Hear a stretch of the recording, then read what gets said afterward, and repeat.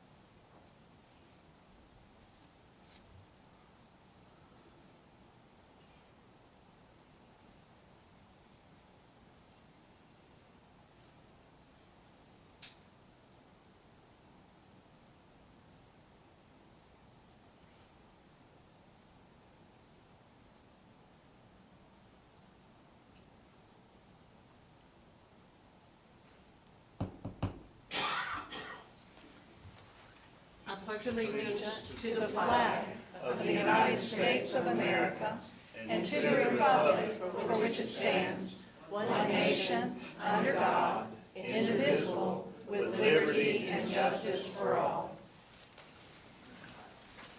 Okay, we'll start our meeting with a report from Tammy with Pickens County Library System. Thank you. I am filling in for Kate Wiltrout, who is our head of youth services, who was unable to be here tonight, but I'm excited to get to tell you all about the exciting things going on in youth services. This past year, we are back fully staffed.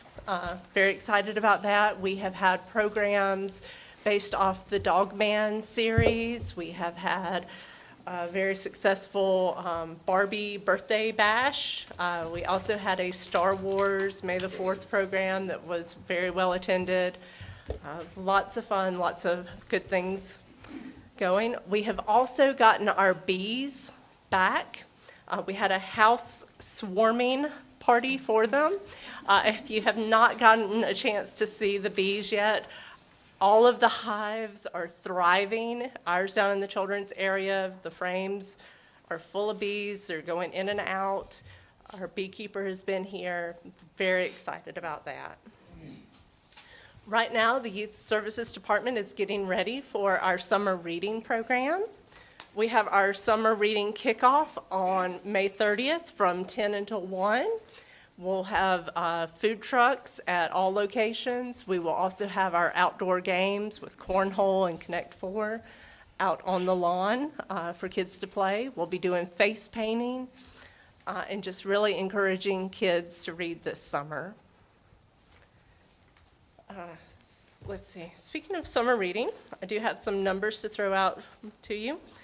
Looking at our stats over the last few years, starting with 2022 until last year, our in-house, our program attendance has nearly doubled.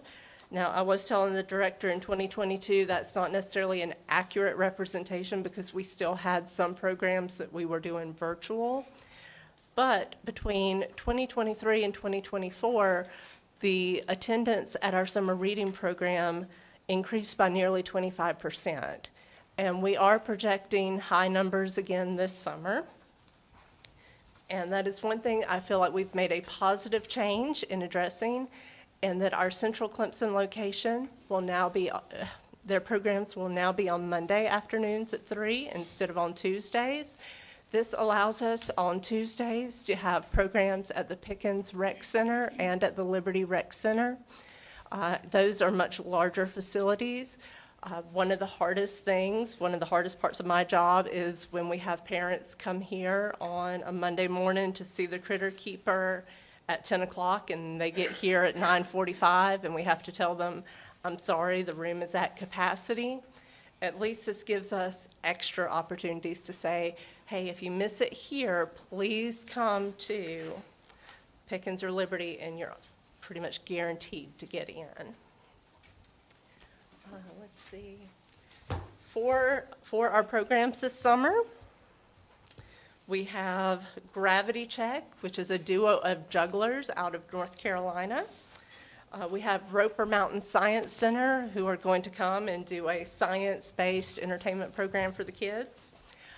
Critter Keeper, who has been an annual favorite for many years now, will be here with all of his friends, anything from reptiles, arachnids, snakes.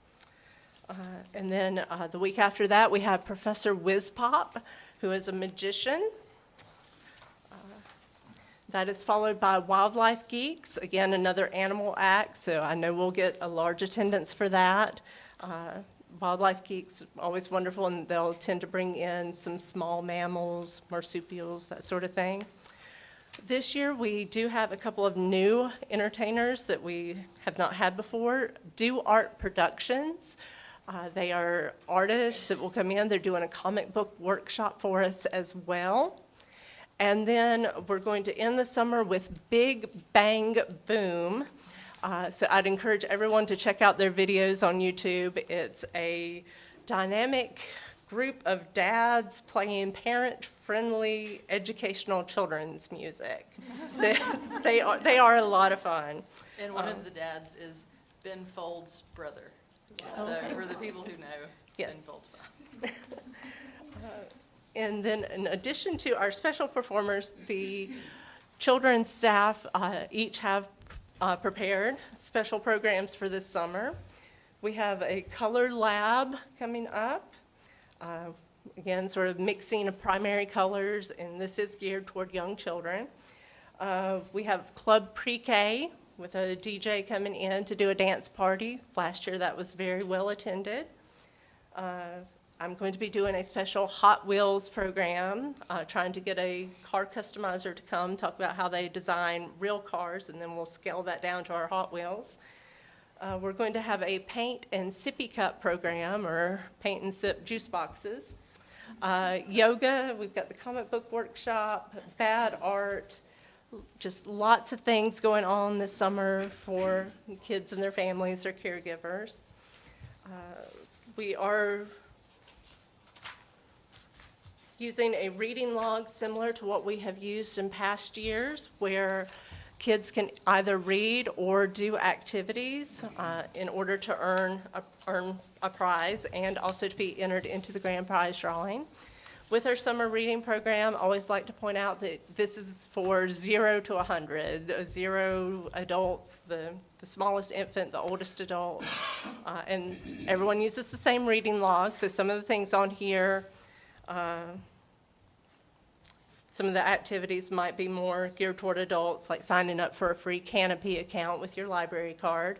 But then other things such as, learn a song in a different language, sing Frere Jacques with the little ones. They can get a little check mark on the reading log. And once they have that reading log and they turn it in complete, the completion prize, we're still working on getting a few things in. But they're getting a plain white bag to go with our theme of Color Our World. So they'll get some crayons so they can design their bag however they want. And in addition, they will get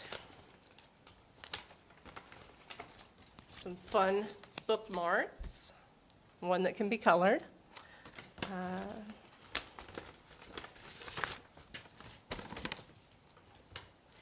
Brag tags. This time they have a little bracelet and some pony beads, so they can put a bead on their bracelet for however they want. They'll get their certificate. Saluda River Tubing Company is working with us again, I think I said that right, for a free float down the river. We do have some bookmarks for a free kids meal at Outback Steakhouse. And the Greenville Drive is partnering with us again this year. We're just waiting on them to bring the vouchers. All right. Thank you. Any questions? Can I make a comment? Certainly. I just want to say, when I was teaching, you and I worked together a good bit. And I just want to thank the library system for all it does with the Pickens County School District and how you supplement. I know one time you met us on a field trip just to read a special book and things like that. So Thank you so much for all you do for the educational system in Pickens County.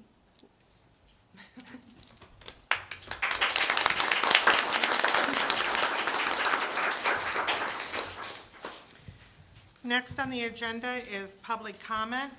The Pickens County Library Board shall allow 3 minutes per speaker for public comment. A maximum of 30 minutes shall be allowed for speakers unless time is extended by a majority vote of the library board. Public comment is limited to matters relevant to library business. Issues relevant to library business are defined to mean information about library events, issues that the library has the authority to address, items listed on the agenda, and items or issues previously voted on by the library board or that the library board has the authority to consider or vote on in the future. The board chairperson may interrupt or stop a speaker if the public comment is irrelevant to library business, unreasonably repetitious, or substantially disruptive. No speaker may employ language that is obscene, scurrilous, or recklessly defamatory in comments that describe board members, any other participants at the meetings, or library staff, including their opinions, proposals, and duly constituted actions. No conduct shall be tolerated or allowed that unreasonably provokes or disturbs another or interferes with the conduct of a peaceful meeting. Board members may, but will not, generally not, respond to comments from speakers. The board chairperson, other presiding officer, or the library director may respond to specific inquiries as appropriate or may direct speakers to the appropriate staff member for assistance. The board may comment, take action, or not take action with respect to a public comment at a future board meeting as it deems appropriate. Madam Chairman, I would make a motion that all the speakers listed, I think there's 16, Yes. be allowed to speak for the full 3 minutes. Okay, I'll second the motion. Do we have discussion? All those in favor? Opposed? Okay, 3-3. So Stephanie, are you the deciding factor in this? I don't think so.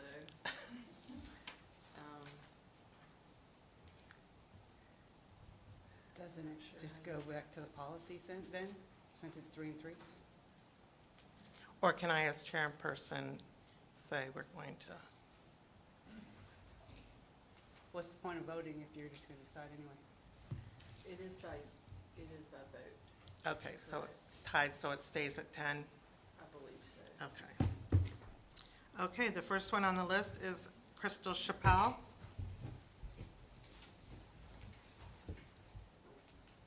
Hey, good evening. Thank you so much for allowing me to speak. The Pickens County Library has been such a wonderful place for my family. We've participated in the summer reading program since our oldest, who is graduating this year, was 5 years old.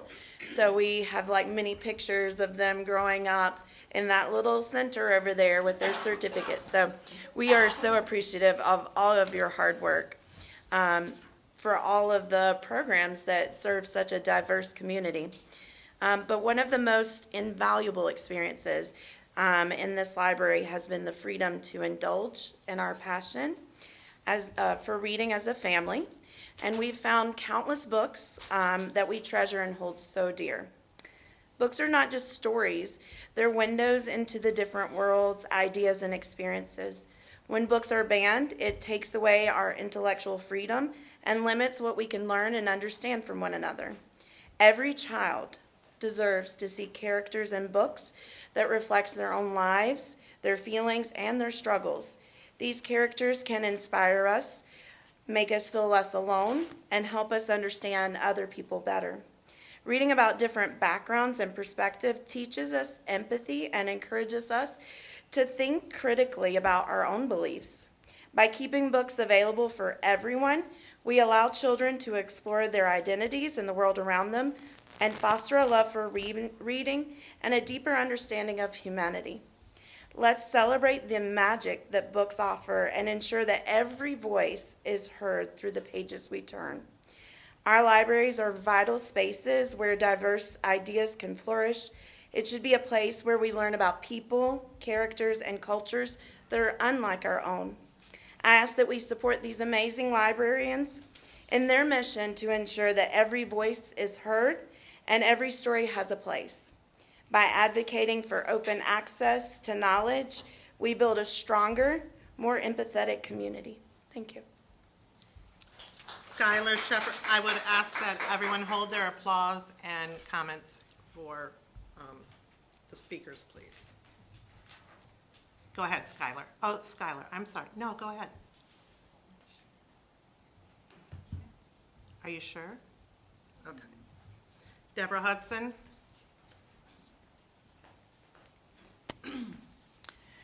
Summer is almost upon us, and that reminds me how my 9 children looked forward to the Pickens Library Summer Reading Program.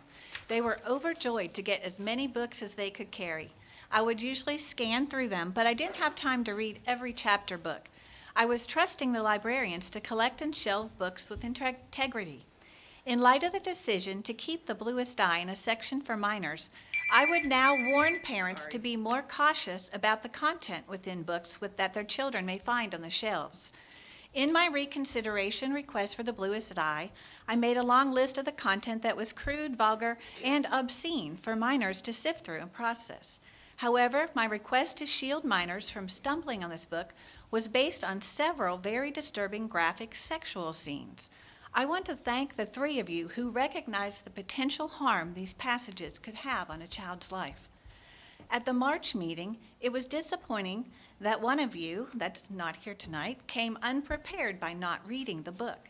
A few of you tried to gloss over the indecent material, while another suggested this was a racial issue. That was very misleading and twisted the truth. The objectionable content had nothing to do with race. An article written by the Post and Courier in March may shed some light on what was going on behind the scenes. Is it true that the ACLU sent a letter to the board on March 20th, 2025 ahead of its evening meeting? If so, it appears that cowering to outside influences is taking precedence over protecting the innocence of the children in our community. How sad.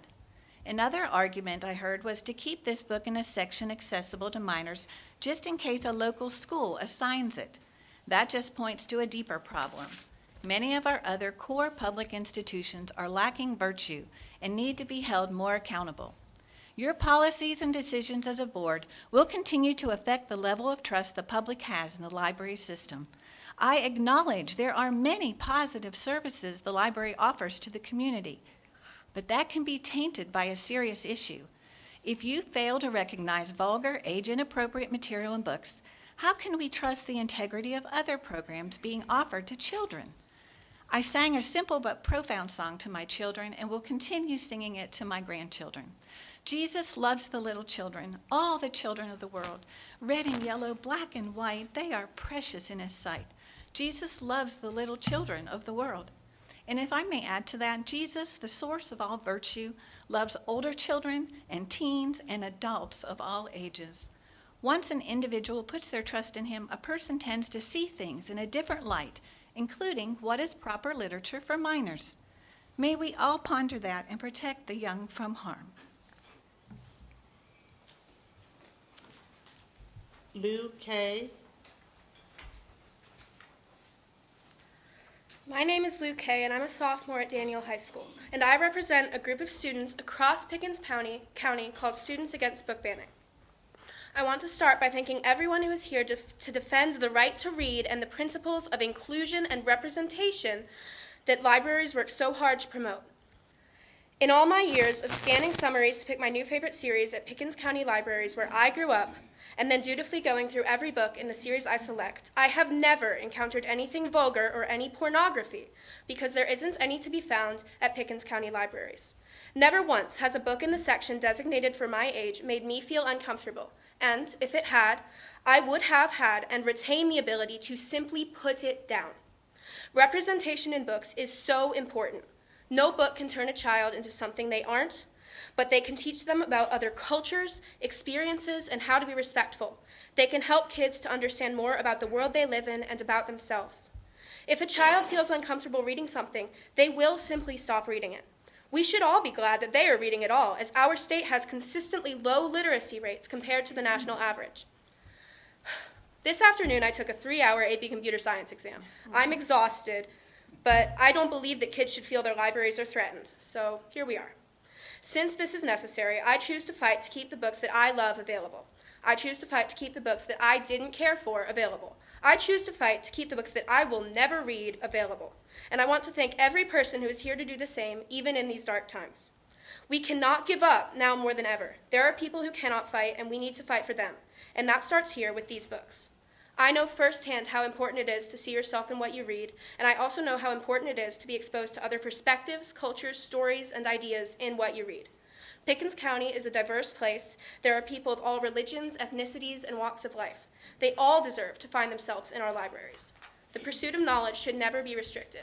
The removal of teen books from the teen section fosters mistrust and sets a dangerous precedent of censorship. This is not a political issue. This is an issue of freedom. What I have seen people disguise as protecting minors at this podium is no such thing. It is censorship, bigotry, and hate. I hope you will all join me in fighting for the right to read. Thank you for your time. Brittany Fowler. Good evening. Before I begin my remarks tonight, I would like to ask the board a sincere question. How can I and how can this community help advocate to keep the library's dedicated millage? I hope you can address this tonight. It's my understanding that the final vote happens on June 2nd, and between now and then, we need a clear path of action. I'm asking for the board to tell us how we can support, whether it's writing emails, letters, organizing community voices, or showing up en masse. Please let us know. Now on to my regularly scheduled speech. When I go for a walk in a county park or hike along a local trail, I'm reminded of the beauty of shared public spaces. I love the fresh air, the trees, the chance to reset and reconnect. But here's the thing. I am not a fan of reptiles at all. If I see a snake on the trail, I'm not walking away, I'm running away. But even though I don't like them, I've never once thought someone should remove all the reptiles from the park because I don't like them and they make me upset. Why? Because that's not reasonable. Those parks are not designed for just me. They're for everyone. And part of enjoying a shared space is accepting that not every part of it will suit my personal preferences. Libraries work in the same way. They are public spaces built for the good of the entire community. That means they carry books and materials that reflect a wide range of experiences, ideas, and yes, sometimes topics or viewpoints that make us uncomfortable. But discomfort is not a reason to demand removal. Discomfort is often where learning begins. If we start pulling books off the shelf or recklessly moving them to make them less accessible just because someone doesn't like them, we begin to shrink that shared space into something narrow and unrecognizable, something that no longer serves everyone. A library, like a park, should offer something for everyone. You may choose not to read a particular book, just like I choose to steer clear of a snake on a path. That's your right. And we don't pave over habitat just because it bothers one person. And we shouldn't censor books because they make someone uneasy. Let's preserve our libraries as places of exploration, growth, and freedom, where everyone, no matter their background or belief, can find their place on the path. Thank you. Janelle Raines.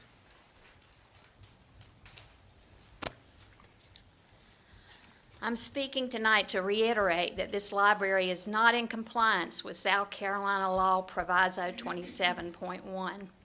For over a year now, we've been warning this library. It is truly mind-boggling trying to understand why many on this board are fighting to ensure that children should have easy access to vulgar, explicit sexual content.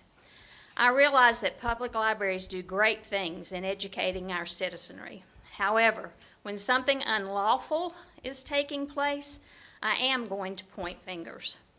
Our South Carolina State Board of Education, comprised of 17 members who are all appointed and certified by our governor of South Carolina, have clearly stated that there are age-inappropriate books in all of our tax-supported school libraries.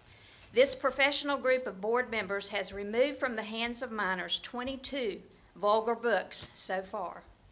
Not all of those 22 books are in our youth section here in the library, and I am very thankful for that. However, 6 of those vulgar books are being made easily available to minors right now that have been ruled by professionals to not be suitable for minors due to their age inappropriateness and vulgar content. These 6 books should be removed immediately, as well in our public library, and placed in the adult section, and only made available to minors with explicit parental consent signatures. Damsel by Elena Arnold, Perks of Being a Wallflower by Stephen Chotsky, Flamer by Mike Curado, Empire of Storms and Kingdom of Ash by Sarah Moss, and Last Night at the Telegraph Club by Melinda Lowe are here in our libraries. This library board has ruled previously on moving 3 books from the minor section that were challenged by citizens to the adult section. And your library director has ruled to either move or weed 4 books that were challenged by citizens that you didn't even have to take a vote on. That evidence proves books are indeed being placed in the wrong age sections. I'm calling on this library board to take the steps tonight to ensure you are indeed following South Carolina law, or you will risk not receiving taxpayer funding in this coming fiscal year. Please comply and understand Pickens County community standards demand our government entities protect the innocence of children. Thank you. Craig Holcomb.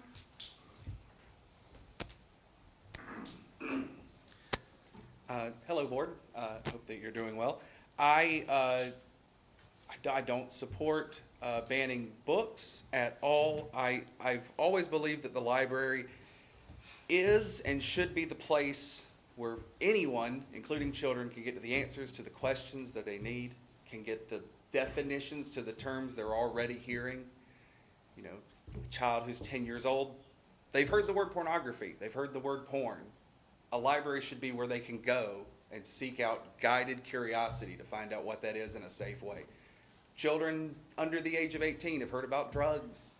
They should be able to come to the library and read books about people who've experienced that life to see the harm that it can cause in a safe way.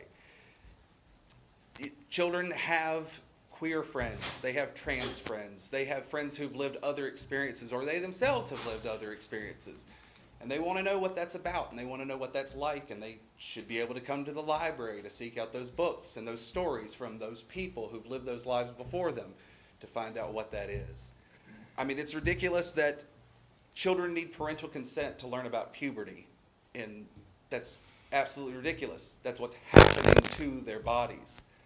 My youngest son has cancer, and once he gets to a certain age to come to the library, without my consent, he may not be able to check out the right book to learn about the cancer that he had in his own body. I was married for 10 years to a non-binary trans person.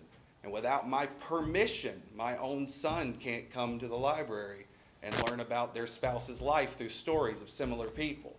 And that is simply ridiculous. I'm very open to pushing for children's rights in the library and as strong as it sounds, taking away parental rights in the library.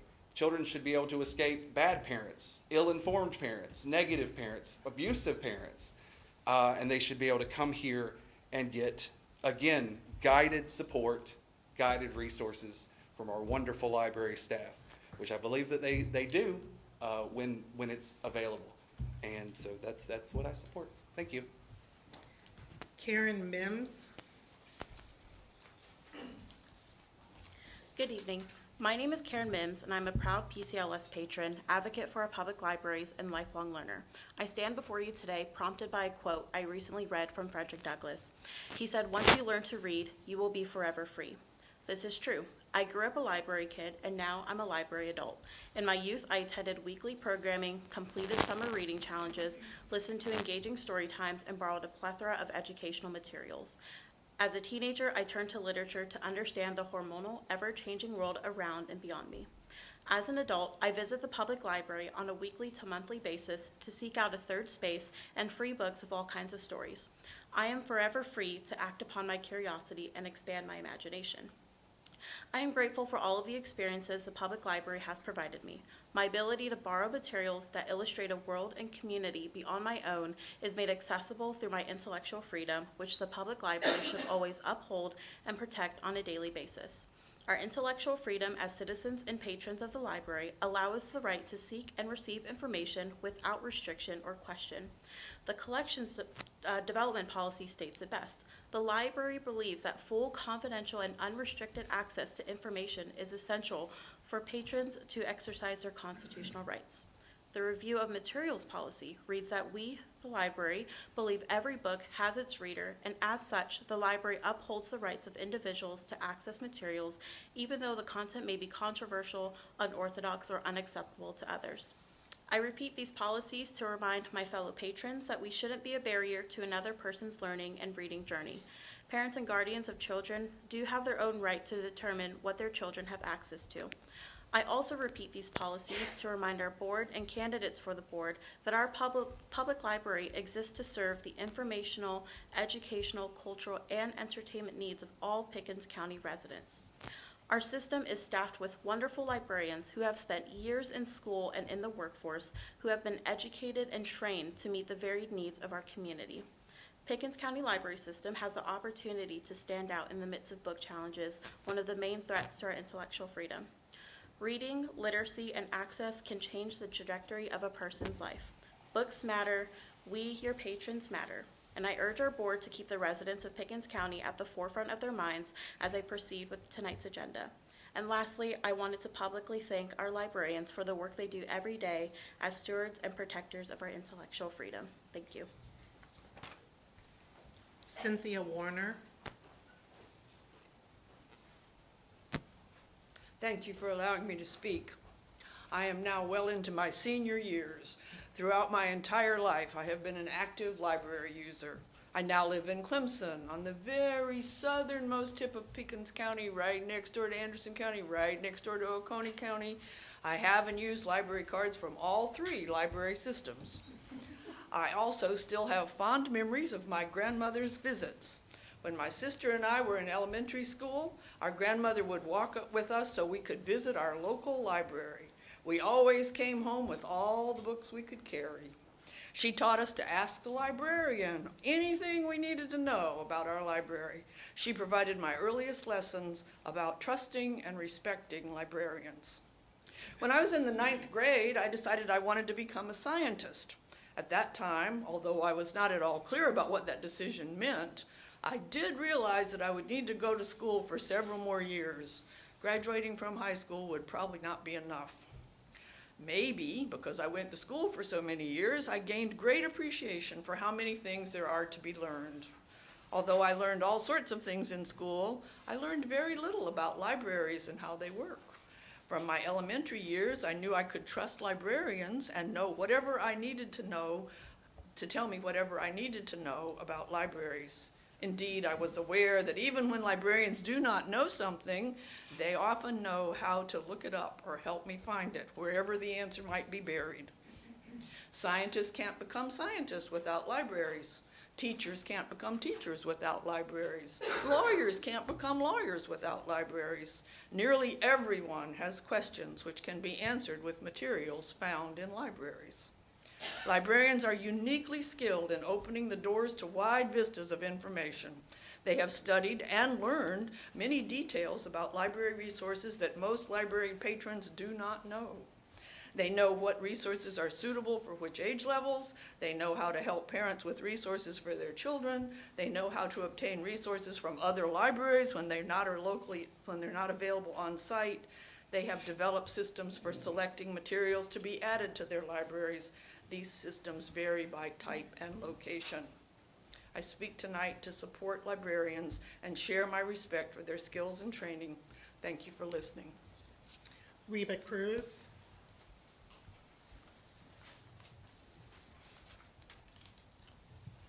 Good evening, and thank you for serving as trustees. My name is Reba Cruz. I am a Pickens County resident, veteran, and a parent of 2 teenagers. My statement is my own and does not reflect any organization that I'm associated with. I ask you tonight to reject the censorship request for the book Sold by Patricia McCormick. At its root, censorship is fear disguised as protection. State Representative Thomas Beach reminds us of an essential principle when he says The role of government is not to parent the people, but to protect their freedom. It exists to secure liberty, not to suspend it under the pretense of safety. Every action that reverses the professional assessment and decision of qualified librarians on appeal opens the board to certain failure at legal challenge. And here's a summary of restraints that already are established. The Constitution prohibits public bodies from discriminating on the basis of viewpoint or censoring materials based on their message. Authoritative selection is not permitted. Where First Amendment rights are concerned, those seeking to restrict access to information should be forced to take affirmative steps to shield themselves from unwanted materials. The onus should not be on the general public to overcome these barriers to their access to fully protected information. Public libraries are a place of public accommodation under civil rights law. The legal obscenity test does not focus on the most sensitive person or the youngest member of the entire class of juveniles. The board is not a judicial body. Laws governing obscenity are subject to interpretation by the courts. The library does not stand in place of parents, and the government lacks the authority to child-proof public libraries. Requiring parental permission for certain materials has been rejected by the courts. Government institutions may not impose ideological filters on access to books. The stigmatizing effect of having to have parental permission to check out a book constitutes a restriction on access that amounts to impermissible infringements on First Amendment rights. Finally, minors are persons under the Constitution possessed of full fundamental rights that the state must respect. They may not be regarded as closed-circuit recipients of only that which the state chooses to communicate. They may not be confined to the expression of those sentiments that are officially approved. If only the books one likes are in a library, then it is a private library, and the public library is not a church. I retain the right and responsibility to guide the reading choices for myself and my children, not an overbearing government. Thank you for listening. That concludes, excuse me, the public comments. Approval of the minutes. Did everyone get a chance to read the minutes from March's meeting? Do you have a motion to approve the minutes? I just have a comment. It'll come during discussion. It's about the minutes. It will come, there's a first, a second, and then discussion. Okay, thank you. Do you have a motion to approve? I'll make a motion. Do you have a second? Second. Discussion. Okay, what I want to discuss is, at the last meeting, Mrs. Samantha Brown spoke about a book that her 12-year-old daughter had checked out to use for a book report, and her teacher contacted her parents about the inappropriate nature of the book. The teacher was very upset about it. Mrs. Brown was not sure about the title of the book, but we found out through the teacher that the name of the book is Harusono. So the comment was made at our meeting that we didn't even know if the book came from the library. So I checked and found out that there are 7 volumes of Harusono in the Easley Library in the young adult graphic novel section. I'm going to step in right here because that doesn't have anything to do with the content of the minutes. That's what we're approving now. That would be... I need to say it sometime. Then I think that we should put it on the agenda for at the next meeting, and then you can bring that. I'm almost finished. Can I just finish one more second? Okay. So what I found out was Harusono is a genre of anime comic books that features romantic and erotic relationships between young boys and men. And as the series advances through volumes, the relationships become more erotic, and we have 7 volumes. Again, this doesn't have anything to do with the minutes or... Mrs. Brown said... Nancy. I no longer trust what is in our library. Point of order. That has nothing to do with the minutes. Minutes are approved for the content on what was conducted during the meeting, and that's what we're here to approve, not what you investigated after the meeting was over. I feel like this needs to be... It does not, it's not part of the minutes. It is not, and if you,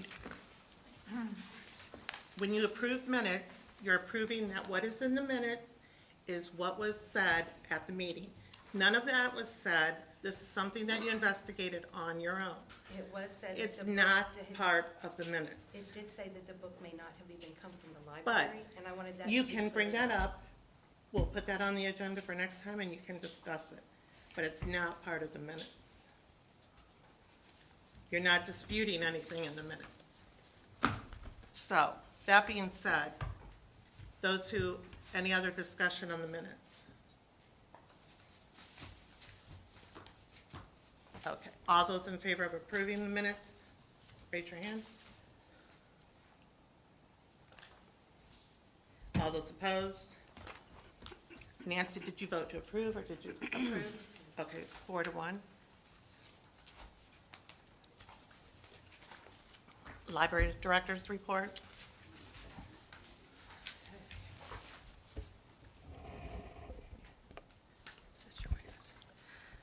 I did want to update everybody on the proviso. The proviso will be discussed for this upcoming budget year. Will be discussed in conference committee, which is a committee that works to resolve discrepancies between the House and Senate versions of the budget so that the budget can be passed. They will discuss if they will move forward with the Senate version of the proviso, which includes amendments by Senator Rex Rice, or move forward with the current version, which is the House version. So I've given you, if you were not already aware, a copy of the proviso with Senator Rice's amendments. So that is now in conference committee, and they will decide which version they want to go with. As far as scheduling a workshop with Lisa, we did reach out to her with several different dates, and I've copied the response here. Her response was that she has every faith in me as the library director and as a professional to facilitate a conversation with the board. We have the state library guidance. We've also had her guidance on the specific policies that we sent her, and I'm also have the guidance of the South Carolina APLA, which is the Organization of Directors in the state, but also I'm happy to go back to her again if the board would like me to, and suggest that we have a workshop. I would ask clarification on what you all would like to talk about in terms of just a general workshop, or if it is focused on her guidance, but we can go back to her and try again to get her or someone on her staff to come and give a workshop. The library renovation project, I'll be meeting, yes. May I make a suggestion that even if certain members of the board would like her to be for a workshop, we certainly should wait until after the proviso amendment, because that would cast the information on what she might present. What action she would advise. That calls for legislative intervention in the privileges of the board, so that would certainly be something we. And that's going to happen pretty soon, so I don't think there would be really any way that she could do a workshop with us before that proviso is decided upon one way or the other. So, but if y'all would like for her to. Did we not at the last meeting vote to have a workshop with her? Yes. We did, but if she says no, I mean, it's up to her to say. If you, I'm asking, do you want me to? Dates, right? So she had dates that she could do, didn't you? Yeah, we gave her several dates, and she said that she couldn't do any of those. Is and she then still out? She's not. She's back. Mm-hmm. I can continue to ask her if she will come. I would say that it probably does make sense to do it after the proviso is decided on one way or the other. But if y'all want to, for us to keep pursuing a workshop with her. Even if she is unavailable, she did say that she could provide someone from the state to come.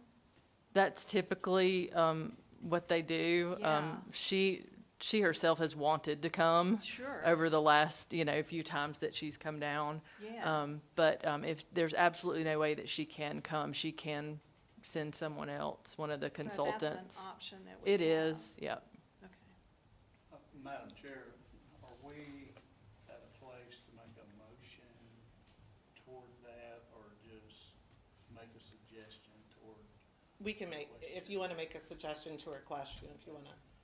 I suggest we wait to have a workshop January when new board members come on.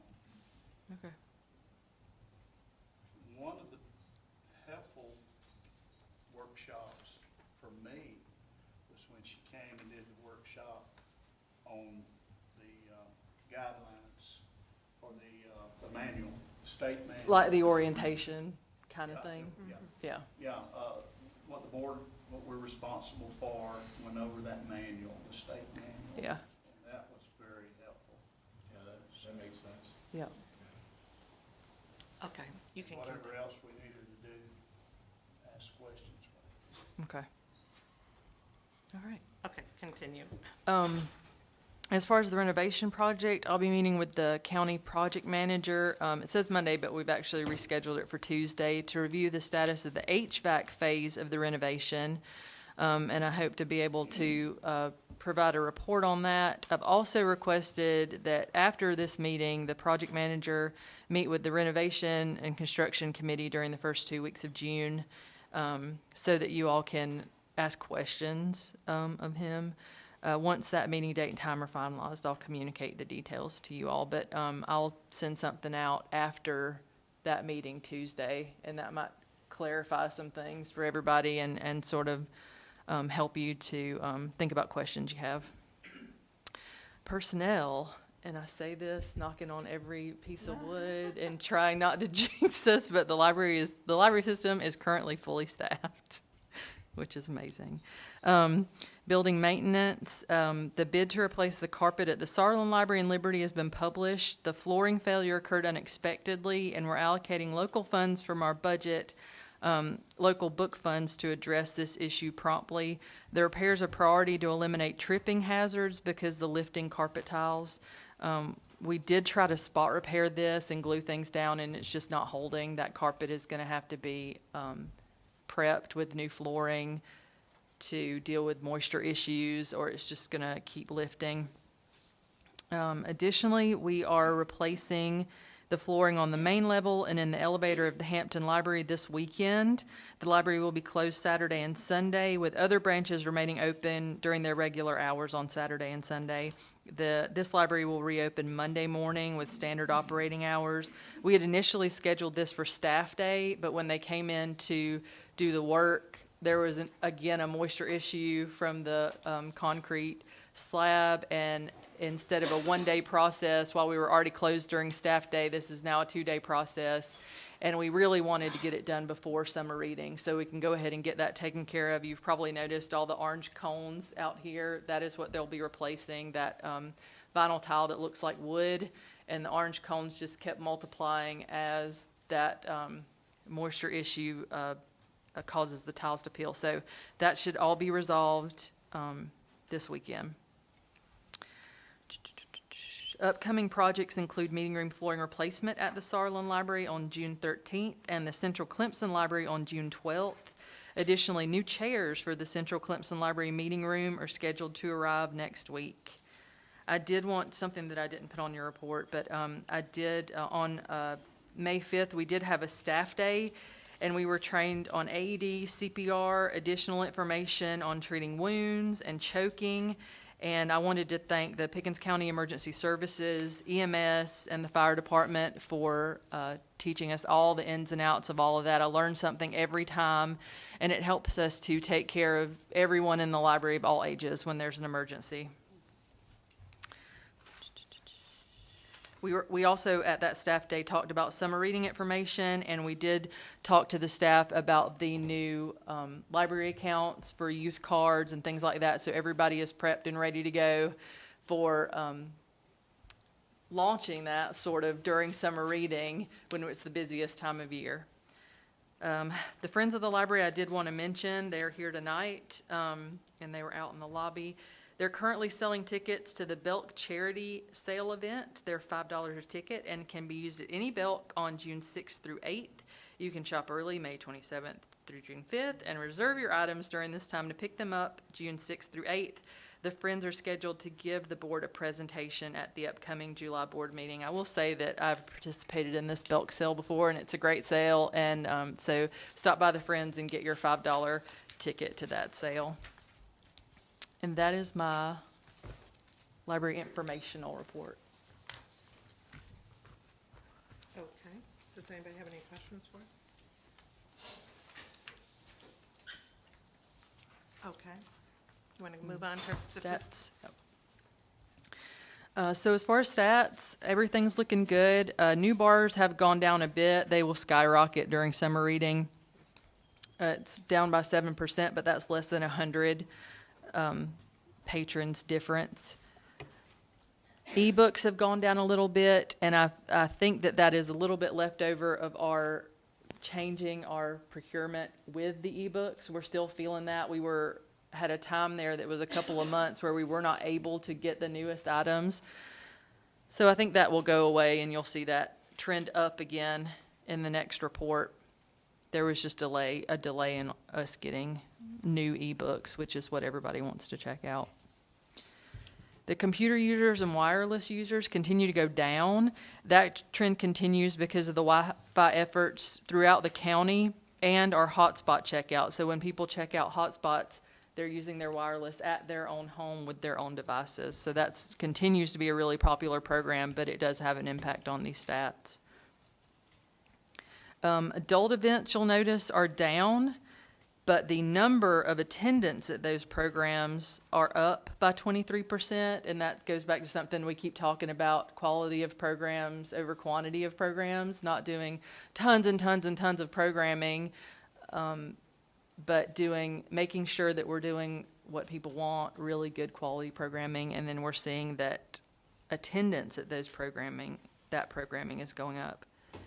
Outreach events for teens, you'll see that is down. We had 4 in the FY 2024 quarter. That was YLA visits. We used to go to YLA because they don't have a library, and we used to sort of be their library. We have stopped those visits. And then we did have one high school tour in that quarter in 2024 that we did not do this year. As far as children's attendance and outreach, we have started back with daycare outreach again, and we did have a large program with the Clemson Touch a Truck program. As far as outreach adult attendance, we had a fantastic time at the Liberty Waffle Fest. That was a huge attended program that was really successful for us, and also the International Festival. And we continue, this is our spring and summer are our big times for those outreach events. So you'll see us everywhere, from plant sales in Clemson to the market in Easley to stargazing events. We're just all over the county. A Haygood Mill, we're everywhere. So that's that report. Does anybody have any questions? Do you have any questions, anyone? No. Okay. No questions. Okay, all right, the financial report. I did highlight a couple of things on that first page. We do have one more month left of this fiscal year, and then in July we begin the new fiscal year. The things highlighted on that first page, library collections, we exceeded the amount that we had thought that we would collect this year, and I think that is due to passport income and notary service income. So they have allowed us to move that to our programming and outreach fund to be able to use that. We also accepted more donations than we thought we would, and more Friends of the Library donations from book sales than we thought we would. So that money has now been added to our programming. That is important because if you'll look at page 3, where I would usually go to local book funds, which is kind of our local funds for anything that we need to get that programming and outreach when we needed it. Those local book funds, which is at $47,000 right now, that's what we're holding on to do the Liberty carpet. So replacing that Liberty carpet was a safety issue. It was a priority, so we're taking local funds to do that. So we don't have those local funds to move to other things. So that extra income that we've gotten from collections and donations are going to our programming and outreach to keep us going through the end of the year, to get everything paid for that we need as we go into summer reading. And then we'll transition to the other half of summer reading happening in July. So I just wanted to point that out. You will also notice in renovation that they have taken the HVAC expense out of there. So you're used to seeing around $2 million in that account, and now it is $425,000 with that HVAC being removed. And that $425,000 could conceivably be used For the, to complete the renovation. The remainder, yes. Yeah, which we hope to Yes. get busy with this year. All I got to say is ouch. Yeah, it's rough. So You that's, say they're in, they get them in yet, I'm not sure, but I will ask him that on Tuesday. If they are in the country, or they're on a boat, or out of the country, or.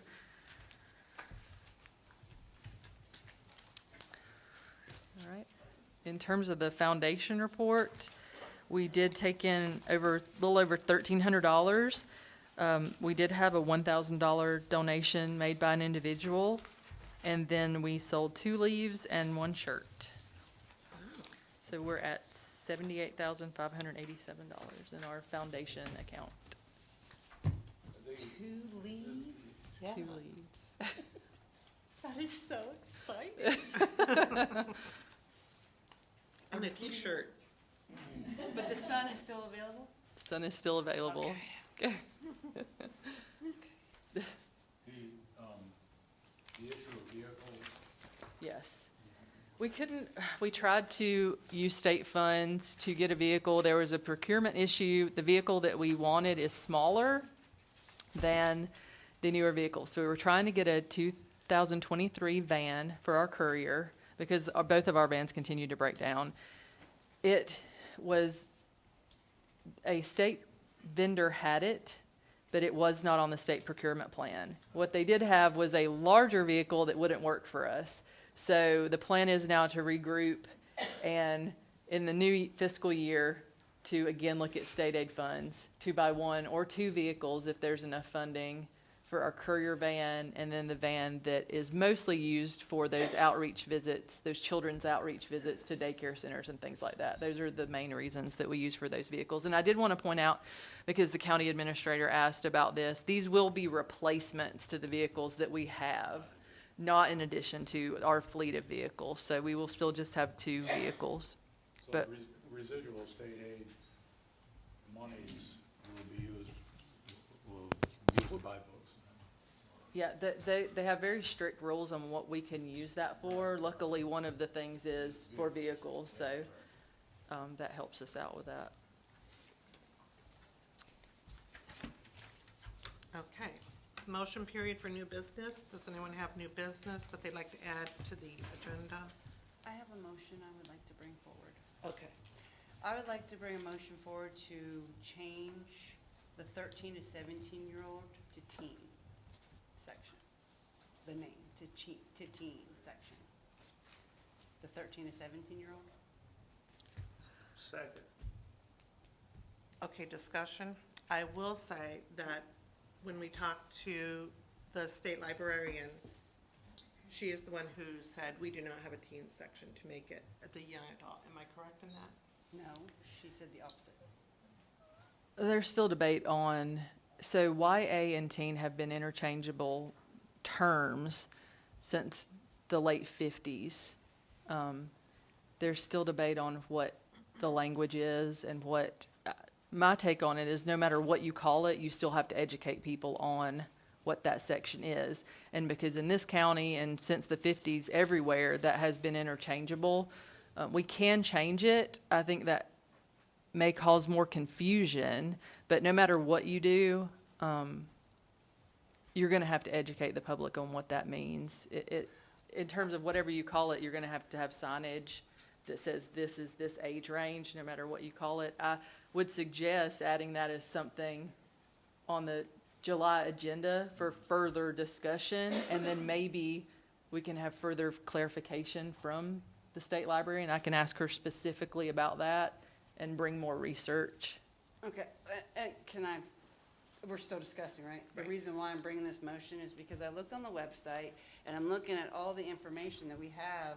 Everything mentions teen programs, teen events, teen. Nothing says young adult, nothing. It all says teen. So the only place it says young adult is here in the section and under the books where we do the young adult and you have parentheses of teen. So you're actually, I thought it'd be more clear for parents, since we're rolling out this library card and restrictions, that if we kept it consistent over the website and the name of the section, that it would be very clear for when they do restrictions, so they know exactly, transparency, that it's called a teen section. That was why I brought that motion forward. And I appreciate that, and I think it's semantics, obviously, but the only argument you might think of in terms of keeping young adult is that is a very commonly understood. But it's not on our website like that. We don't have young adult programs. We don't have young adult outreach. We don't have a young adult I meant in terms of book event. placement. So you're saying it should be It just, all yeah, it's very consistent. consistent, especially since we're trying to do this new library card and making parents accountable. I think the more transparency and the more clarity that we have all the way around. I mean, either if we're gonna keep the young adult section, then change it all. Like, change the words on our website and change the words on our events too, because it's very confusing for a parent, and I am one, so I'm speaking as a parent, that if I knew, like, you know, if I'm saying it's a teen and I'm looking on the website and it says teen and I'm seeing teen and teen, then I come in here and I say, where's the teen section? And I see young adult instead of teen, I might restrict my child from that section, not thinking that it's not appropriate because it's not a teen section. You know, that's all I'm saying. We want to be clear and concise. And I thought if it's everywhere else but that section, then maybe we should change that section to teen. Well, typically the collection is called YA and the programming is called teen, and it's been that way forever. It's been that way forever in this county. I have never, no one has ever approached me saying, as in terms of our library users, that that's confusing for them. So there's never been any anything that I've received from anybody saying that that is confusing to them. We would have to change our entire collection. We'd have to change this library card account application again. If that was an issue, it would be something that I would bring to you, but I don't think that's an issue for our library users. Forward, so can we vote on this instead? I mean, do you want my input as the director? Well, I understand what you're saying, but it's called a sign, that you change it to teen, 13 to 17-year-old. You had to change a sign saying young adult, 13 to 17. But I'm saying that everybody that uses the library understands the meaning. I think we're creating an issue that's not a problem. I think that would confuse it even further. Naming it teen and having teen on the website would confuse people. Because they understand the terms of YA and teen is interchangeable, and YA is what we call that collection. I would like to think about it some. I understand your argument, and I understand the point that young adult is commonly used in libraries for the collection. So instead of rushing a vote, I appreciate your comments. So you want to table the vote? Or amend it to say that we will discuss this, it'll be on next month's, or the next meeting's agenda. Yeah. Okay. We could also ask, our patrons, and then you would have feedback. Like, would this be helpful? What would be helpful for you? And a perfect time to do that is during summer reading. I'm not opposed to it. I think it's just not an easy fix. It's not an easy fix, and it could cause more confusion, which is definitely not what we want to do at this point, especially with launching this new account. And hopefully, as part of the staff explaining this new card to anyone who signs up for a new card, and as part of the PR for this new account, that's something that staff's going to have to do, is explain these collections to every person who signs up for an account and what items are included in those collections and what age range it's for. I think it's a very good idea to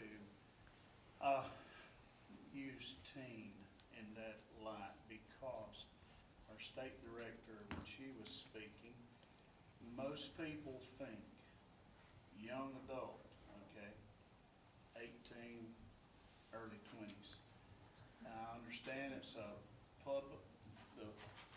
publisher of the book, those that are publishing the book use YA, been using that for a long time.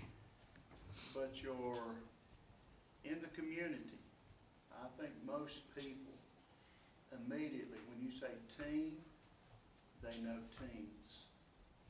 And I think there is a hint of whether it was meant to be or not, deception. When you say young adults, and they're not. An adult is 18 and above, I think, in most cases. What would it take for you to ask to do a survey of? Just creating paper forms and then making it available online. And then do you think we It would wouldn't have be hard. enough information at the next meeting to discuss it? Or We can just present whatever information we have from patrons, and then you'd have that as part of your information gathering on making a decision. Since this was not an agenda item, I haven't given it a lot of thought, so that's all I'm saying, is that since it's just come up this evening, I would like the opportunity to think about it a little bit. And I think too, we could bring it back to you and say, these are the changes that we would have to make. These are all the changes that we would have to make to change that in our system and with everything. Can I say either or? If you decide to keep it, if it ends up being the community decides they want it to be young adult, can we change everything on the website, the program names, everything like that to keep everything consistent? If y'all want to. So we need to have transparency. I mean, we want to make parents accountable. They need to have the information to be accountable for. But anyway, this is tabled until July anyway, right? I think that would be the best. right, we'll put it on. We'll put it on the agenda for July. So then by that time we'll have some more information.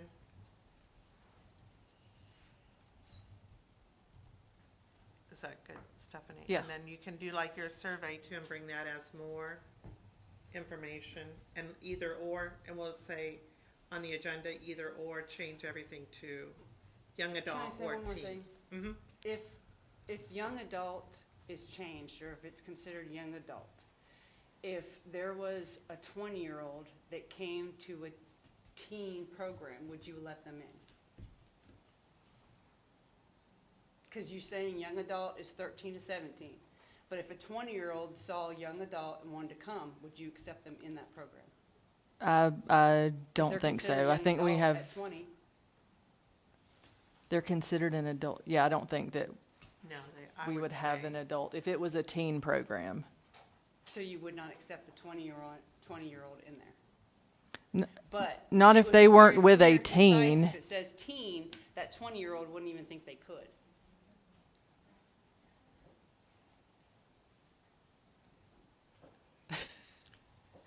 I think that we just need to do some more research on it to clarify it. And we can bring back information to the July meeting and discuss it further.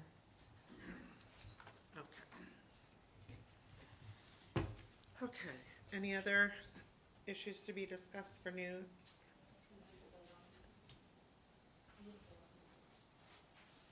Oh, do I have so we have a motion now on the table. I move that we hold up until the July meeting with more. Your motion was to add it to the July meeting. You have to vote.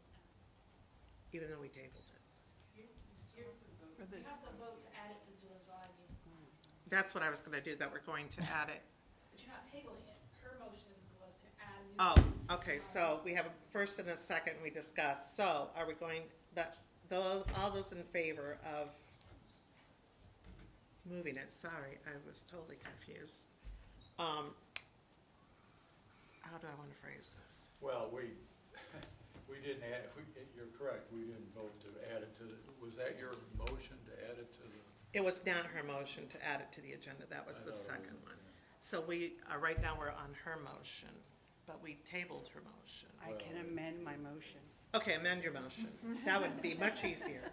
I would like to amend my motion that we talk about changing the young adult name to teen name in July's meeting on the agenda. Okay, do I have a second? Second. Susan, second. Okay, yeah, that's second. Okay, any more discussion? Thank you. All those in favor? Okay, unanimous. Phew. I'm gonna have to look that up. I have it right back there. Okay, library board officers, chairman nominations. I was nominated by Mr. Wheeler, and Mr. Parton was nominated by Ms. Miller. So first on for chairman, all those in favor of Lori Osborne for chairman, raise your hand. All those opposed? Okay, so, and all those in favor of Danny Parton for chairman, raise your hand. All those opposed? So we have a tie. So I think we're going to have to table this until the July when we have a full board. Okay. But we can go on with the rest. Let's see. Okay, for vice chair, Mr. Wheeler was nominated and Ms. Pinkerton, Elisa. All those in favor of Hap Wheeler for vice chair, raise your hand. All those opposed? It's gonna be the same. Same thing, okay. All those in favor of Elisa Pinkerton? All those opposed? Okay, again, tabled for. Okay, treasurer.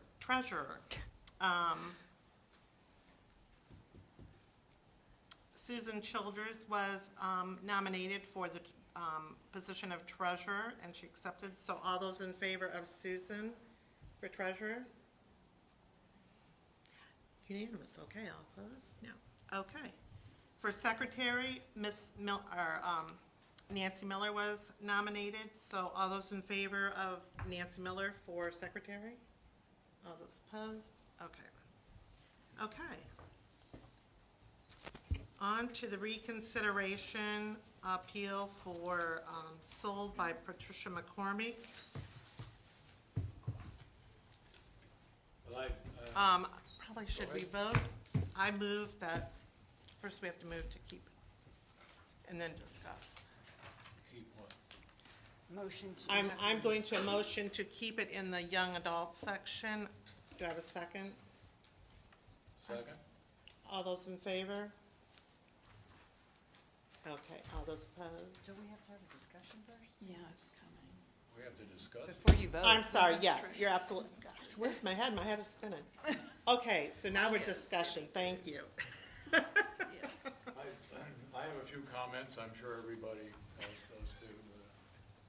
I can lead off unless there's an objection. Okay, real quick. This is all messed up. What was the motion?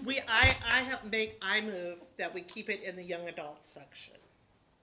Okay, Do I have a second? And don't we usually do Then the we're gonna have- motion of what the actually reconsidered says to put it? And now it's It's- a discussion now. now it's in the young adult section. I'm moving to keep it in the young adult section. Okay, but the reconsiderating person who sent the form in wants Wants it it moved moved to the to the adult. So adult don't we section. have a motion that we move it to the adult section? Isn't that supposed to be the motion? That's what we've been doing for 2 years. Are we changing it again? No, I just made the motion to keep it in the young adult section, but do you have, Yeah. And then, now we're in discussion. You can vote against it or vote for it when the time comes. or I can redo my motion and say, but I'm not gonna move it to the adult section, so I'm not moving it. I'm not making that motion. So we're in discussion, right? Wow. Am I, Stephanie, am I doing this? I think, however you word the motion, it's the same way. It's If you still want to say, make a motion to keep it in the young adult section, that essentially says that you are not wanting to move it to adult. So I think Right, the action's the same. and we're still going to discuss it. Yeah, with you both. have a second, Hap seconded it, so you're in discussion. We're in discussion. Right, So. what? I was trying, we are talking about a reconsideration book. Right, this is a reconsideration book, that's what I said, appeal by sold, Yeah, okay. I want to make sure that, And I, as the chair, made the motion because I was the one speaking, and that was my motion, to leave it in the young adult section. I think I am correct in that. So, it was seconded, and now we're discussing. So, I have some comments. The petitioner quotes a 7-year-old review by a parent to make the petitioner's case that this book would be unsuitable for a minor. This review cites that the descriptions of rape, violation, and abuse suffered by the girls would be emotionally disturbing and traumatic for many younger teens. I might point out that the review addresses classroom use of the book and not the inclusion in a public library. In accordance with this evaluation, the specific action requested by the petitioner is to shelve the book in the adult section and only allow minors to check it out with explicit parental permission. So without a doubt, a book about sex trafficking can be troubling. While fictional, it is well researched and offers valuable insights into this awful world. Being told from the point of view of the 13-year-old protagonist, it is all the more poignant and relevant for younger readers. To me, the content which supersedes any traumatic scenes is the depiction of resilience, development of relationships under the worst of the conditions, including one with a young man who seeks to provide her with an education. Hope, in this case, that she might buy her way out of slavery despite this goal being crushed repeatedly. And finally, trust as she puts herself in the hands of her ultimate rescuer, despite the fear that his offer may be a scam. As for the traumatic sexual scenes, they are not unduly graphic and are only there to convey the agony of forced sex. As the journalist and author Tanahashi Coates points out, literature often produces anguish, including much of children's literature, and this would include Grimm's fairy tales that we all experienced as children. Further, we have to realize that in the process of seeking to protect children from anguish, we, in fact, may hinder their enlightenment. I agree with the petitioner that scenes in this book would be defined as depicting sexual conduct under the South Carolina law. However, in order for any material to be obscene, it must meet certain tests which the law explicitly states, including that the material taken as a whole must lack serious literary, artistic, political, or scientific value. This book has in fact won numerous awards for literary merit, including being nominated for a South Carolina Book Award. I might add that this book does not violate in any way Provisos 27.1, as I cannot imagine anyone's prurient interest being stimulated by the brutality of the forced sex scenes.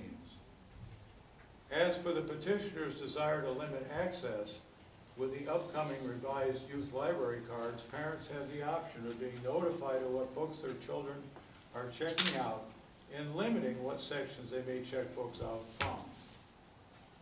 I do agree with the author of the review cited by the petitioner that ideally parents should read this book with their teens. In summary, moving a book about a teen, spoken through the voice of a teen, that has no prurient content to the adult section is not warranted. And even if we did move it, librarians could not police the library enough to meet the petitioner's request that teens do not even have access to it. So I have seconded the motion to keep it in the young adult section.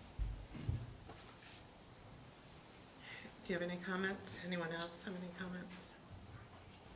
I got a brief comment.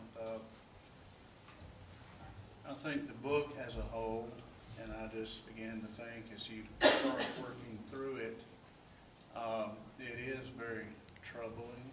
It is something that, you know, none of us like to think about, and it's actually taking place. It is good for people to know that these things are taking place. Okay. The location of the book. I would like to give the parents opportunity, if they wanted their child to read this, or teen, young adult, should I say.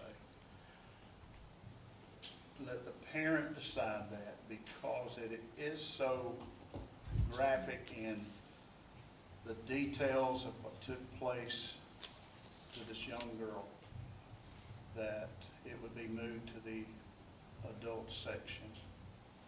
It's not banning it from the library, it's moving it to the adult section, still available if the parent so chooses for their child, or their teen, should I say, to read. Okay. I read this book, and it is a good cautionary tale for the youth in the community. While this story takes place in Nepal, the same goes on in this country. Once again, this is a book where choices were made by a parent that adversely affected the child and virtually destroyed her soul. The poor girl, thinking she was going to be a maid for a wealthy family, was instead sold into sex trafficking. But whether it's being sold to clean homes or for sex, she was still being trafficked. And it goes on every day.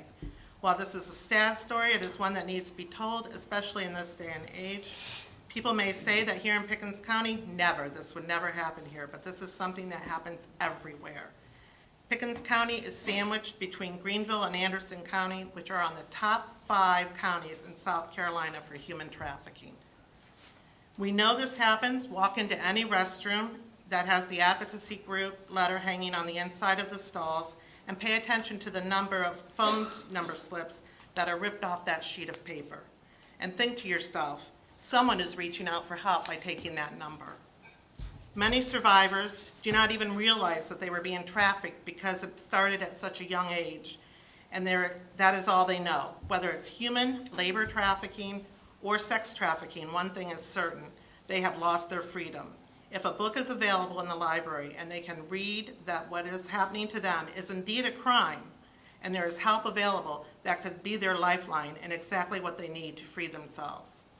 This is so prolific now, this human trafficking, that QT, yes, the gas station, has created a safe space in their stations so that if someone stops for gas and allows the person that they are trafficking to go into the store with them, that person is allowed or is able to go to an employee and let them know that they are unsafe, and they are put into a room until the proper authorities can be called and they get help, which was news to me. So I think that this book, anytime we deny teens, young adults, the ability to know and to learn that sometimes what they've been brought up to learn is perfectly okay is not okay, then we are depriving them of their rights. And so that's why I vote to keep it in the young adult section. Any more discussion? Okay, so those in favor of keeping it in the young adult section? Those opposed? Okay, it's a tie vote. It stays in the young adult section.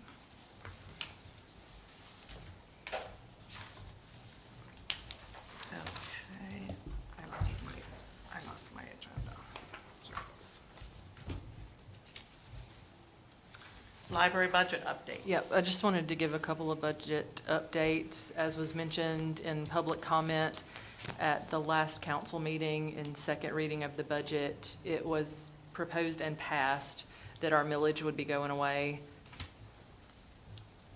in the FY16 budget cycle. Also, we did go before the county's budget committee, and as of that last council meeting, they had not yet made a recommendation to council about our budget. And that's where we are with our budget. Any questions for her? What did you just say? You went where? We had the county council requested that we go before the county budget committee. And I went before them with Lori, the chair, and Hap as the treasurer. And we had to propose our budget before the county committee. And then they would take that information and they make a recommendation to council. So there's this board's recommendation, which we've already put before council, but council wanted a recommendation from county staff as well. And then that recommendation will go to the council, but they have not seen that yet as of the last council meeting. So the There really budget weren't- committee was not part of that? They didn't want, A quorum there. they suggested that it be less than a quorum to go before the 3 people on the committee.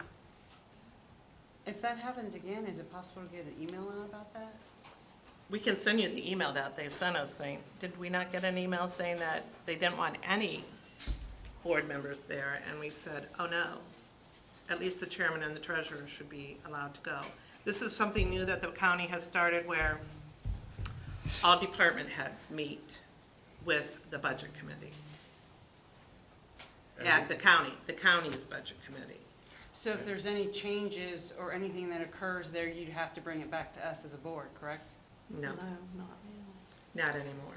Well, we're That's- still I a asked that- library board. I They don't asked have that control of question, and the answer was no, that recommendation would go straight to council, and we will not know what that recommendation was until the budget is approved or not approved. This is the new council.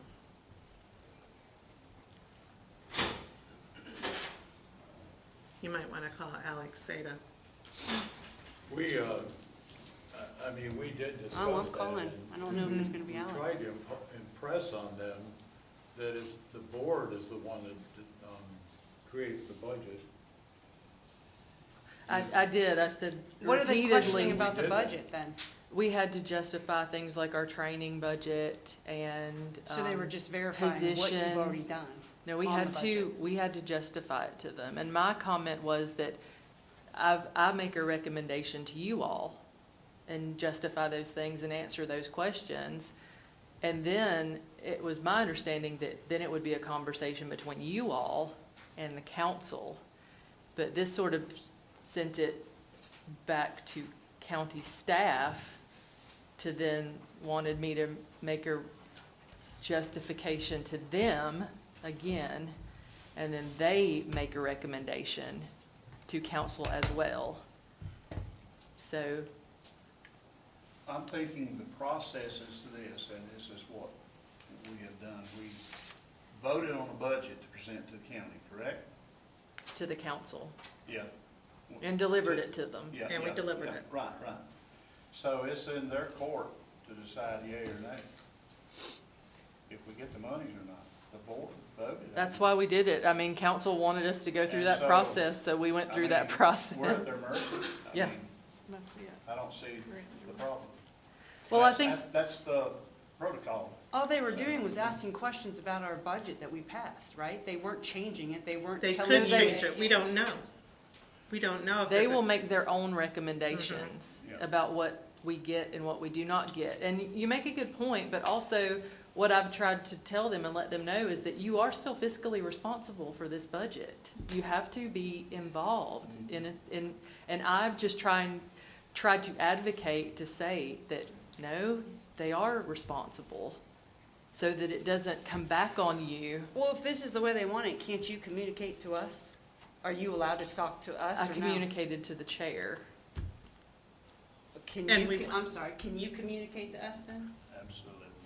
I mean, we are still part of the board, correct? Right, Even though you there was guys, nothing to communicate except that we were going to a meeting. well, isn't that kind of something odd and different and sticks out a little bit? That's not the norm, No, it is not the norm. so. But we didn't know what was gonna happen at the meeting until we went. And that's why I told them that you are putting us in a situation where you don't want the whole committee there, but I'm gonna take flack from my board, the rest of the board members. Well, they don't because- want a committee there because they don't want a quorum. I understand that, because then we can make a decision. I understand that, but still, it's your responsibility to tell us, right? Well, I really didn't think that I was doing anything.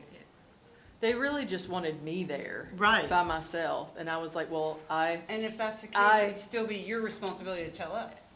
I told them that I answer to the board, and if I was going to go before them, could I have the chair and the treasurer with me?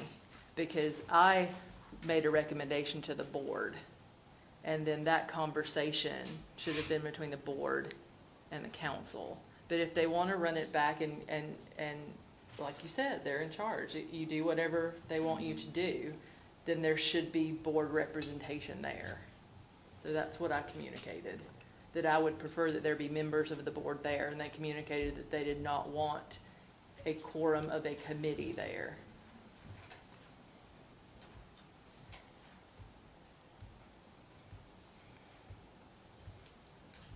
So that's where we're at with the budget. They are making a recommendation to council, and we won't know what that recommendation is in terms of positions or cuts or Positions. well, cuts to the budget in any area. Or, you know, they could give us more money and you know, we don't know either way. We did make the argument that the board was responsible, and that this is,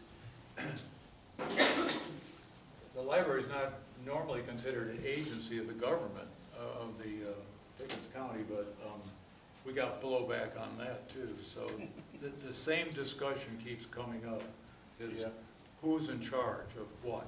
And they continue to obfuscate who's in charge.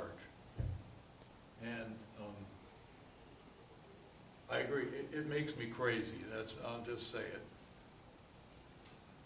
Because we either are or we aren't. And I think that's a question, you know, whether millage is going away or not. You know, we've never really had defined roles. And if millage goes away, then what are the new roles that everybody plays in the budget? Are we treated like another department, and how does that work when you are a board that is responsible for the finances and we are treated like a department? So it's just to work those things out to some degree at some point. A lot of this hurry up had to do with the fact that we were not aware that there was this new policy. The other departments knew of it. In December. But Stephanie's name was somehow, they had a problem with email, and her name was not on the department head email list. So.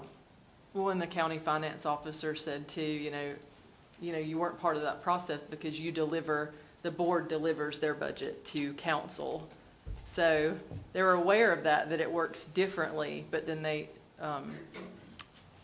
one or some of the council members wanted us to go through that same process, and quickly. We had to gather in 2 weeks what they had, you know, ample time to pull together. I understand. I would just like to be informed. All I would have said is there's a meeting, because I didn't know. That's besides the point. You're still informing us. I would like, I mean, we are part of this board too. All right, well, next time I will tell you that. Thank you. And the reason I said is because I was at that meeting and I didn't have a clue when they said that they met, that a special committee has met and met with some of the staff, and I'm going, what? Staff, there was staff. Because I was part of that committee, you know what I mean? And I'm like, Yes. but that's what I mean. If you would have emailed, I would have known something. I'll have to email you each individually, because as you know, I cannot email you as a group. Yes. Okay, old business. So you all have copies of the new adult library card, which is the half sheet, and the new youth library card application. They're very distinctly different. That has been in place and active as of May 12th. So we are using these right now. The old applications are gone. We're using these right now. We went through a test period, and then on the 12th, we started using these applications. So as of the 12th, if any youth came in, this is the application that they would use. These are copied on yellow. Every branch has a yellow. We wanted to make it easily identifiable. On June 2nd, the next phase of this is, and we have also updated the website. On June 2nd, the next phase will be the PR component, where we sort of launch it along with summer reading, educating people that it's available, educating people that already have youth cards that these different types of accounts are available now, so they can opt in to change their youth card if they already have one. And we're planning right now to do that for 6 months, and then if the board wants to extend that, we can continue to extend it. But we're going to heavily promote this card and the new options for this type of account starting in June and then through the next 6 months. And what kind of feedback are you getting? Any? We have gotten some. I can't remember exactly what it was, but I will tell you when we did get that feedback. Oh, I think someone came in and they signed their, they signed up for a youth restricted card and then noticed that they could not check out DVDs, and they wanted their teen to be able to check out DVDs. So they went back and did the unrestricted. But because of that, we did make sure to let all of our managers know and all of our staff know that work circulation, that any feedback that they do get, to communicate it to us so that we can gather it and make changes if they're necessary. Any other questions or discussion? Okay. Is that all you have, Stephanie? That's it. Okay, motion to adjourn. So moved. Second. Second. Discussion? All those in favor?